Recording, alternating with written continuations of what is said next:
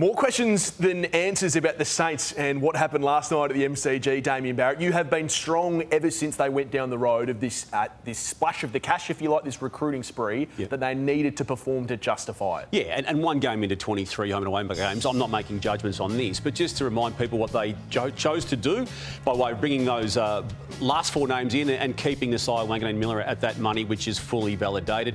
You don't make these decisions unless you hit and go, and officially you hit go. They brought forward by at least 12 months plans that they had to bring players in, potentially initially at the end of this 2026 season. They brought that forward by a full 12 months. And when I make that comment about making and winning a final, they were made after the AFL decided to include 10 teams in finals. You don't have to be that good a team in 2026 and going forward to make the finals. There's only 18 teams in the comp. So that comment is in direct relation to that. And again, they've got 22 matches to rectify what they did first up. Are we counting a wildcard win as a finals win? It's a finals game, officially. Is it a finals win? If you play 7 versus 10, it's a finals match of football in official AFL stats. The AFL is certainly counting it, and they're counting the dollars that the Saints are paying Nasiah, Wanganeen, Miller, and Ross Lyon and Craig McRae had their say after the game, after he was quite well held.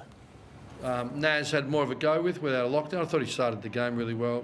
I thought Nas didn't have his best night, but he never gave up and kept working, and he's got to work through that phase. It was the leadership group really pushed it. I'm not taking ownership for that. The leaders really wanted to set a bit of a target and go after him. And I went to Pez, and I won't share exactly what he said, but he was pretty excited about doing the job. And I don't think we'll be the first or the last to tag him.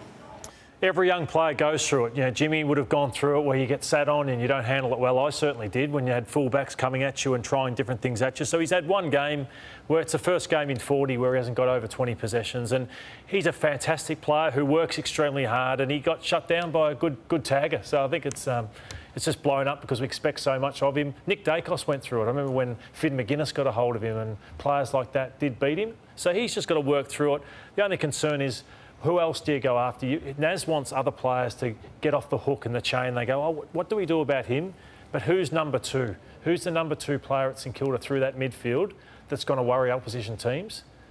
No one really jumps out at me. So that's going to be the worry, how they can look after him and protect him. On the recruiting of the Saints, it could have the potential to cause unintended consequences on how it affects other people in the team? Yeah, well, Rowan Marshall's that one, Sam. He wanted out because all ruckmen want to be the number 1, and he's on the weekend, he was 50-50. So he was 50-50 pretty much, and De Koning was 78%. So he had to be a forward, and I watch him.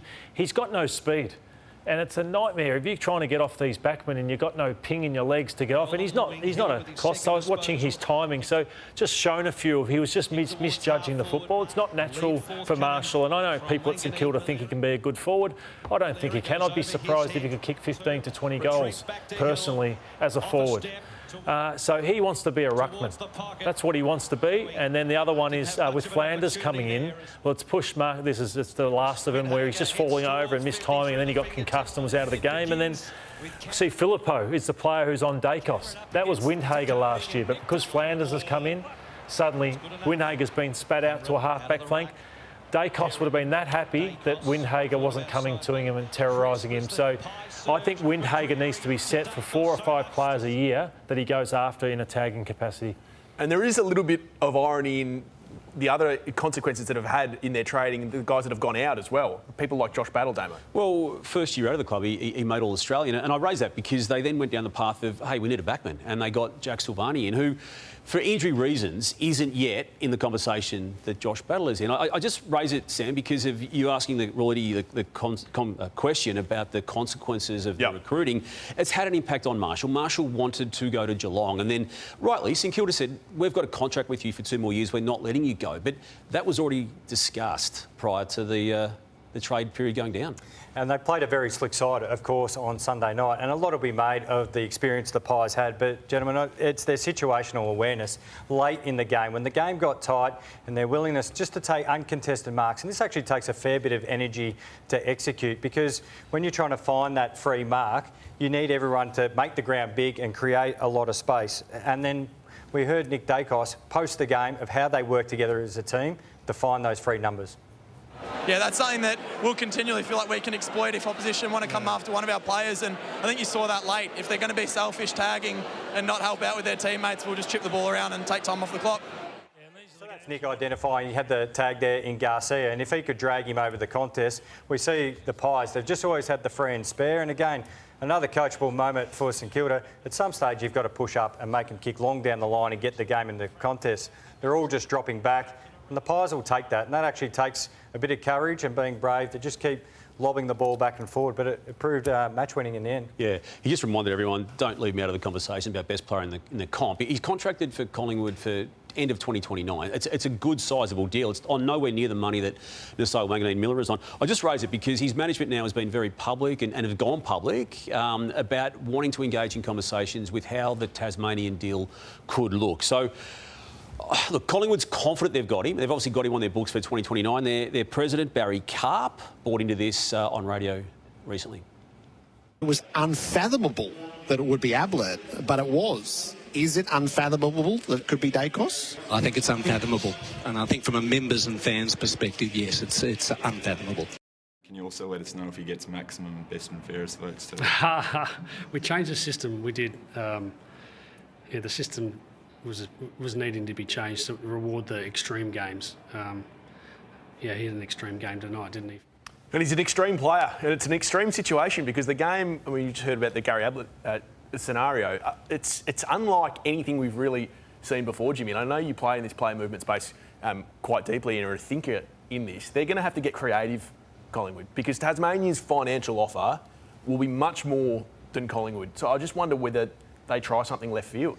I think it's got long-term deal written all over it. It's hoping that the next CBA jumps up a fair bit and then you're able to stretch money for quite considerable time. So there might actually be where you can go 10 plus years. Yeah. Because they haven't put restrictions on the years, and then you work out those issues as it gets down the track, and you hope the salary cap then jumps another 25-30% from where it is now. So why can't Collingwood pay him $2 million? Like, I just asked, who are they paying? Like, they can do it for Nasiah and the Connings on. Well, they'll probably be able to pay him that, but Tasmania are going to be able to pay him much more because they've got a $5 million pool of sign-on bonuses. Yeah. So Matthew Lloyd, you, Nick Daicos, here's $2 million before you even start. And we can pay you as much as you want, really, because we're going to have extra room. I know where Jimmy's going, and I think that Collingwood might have to think about paying him for years he's not going to be there. That's the sort of deal that they're going to have to do to keep him. Nick Daicos very close with Gary Ablett. For years that he's not on playing football. Yeah, I think so. So you blow a list spot. I think he might be. This is me talking, not Collingwood. I think he might be that sort of player that you just have to say it's worth it. We haven't seen that happen in football. No, that I can recall. No, we haven't. But, things are going to get to a point where it's like we either do that or we let him walk around wearing green in Tasmania. Which one would you rather? You can't let him do that. I think he must start Collingwood and it'd be devastating. He's just going to... The money he would make Collingwood off-field in merchandise and everything like that, he cannot be lost. Hey, on that, the money that Scott Pendlebury's made Collingwood in the last 15 years has been extreme. The way that he was used last night, some will call it genius. Yeah. Would you? Well, I think they got away with it in the end. I think because Scott is so good at playing whatever role the team asked him to play.